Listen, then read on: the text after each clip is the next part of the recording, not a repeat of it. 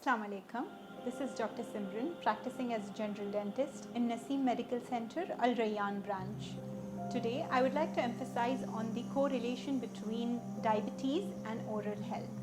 Patients with a higher blood sugar level are more prone to having gum disease.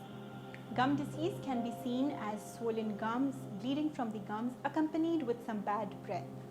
Diabetic patients have lesser saliva in their mouth as compared to a normal person. Hence, they are at higher risk of having cavities.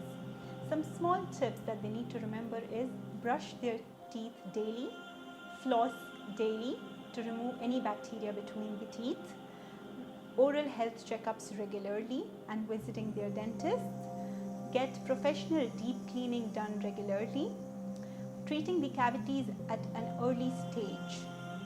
When the disease spreads deeper into the tissues, it starts affecting the bones surrounding the teeth and leads to periodontal disease, which in turn causes loosening of the teeth. Also, keeping their blood sugar levels at check is extremely important. At our clinic, we provide a wide range of services from scaling, filling, root canal treatments to extractions and full mouth rehabilitation. We hope to see you soon.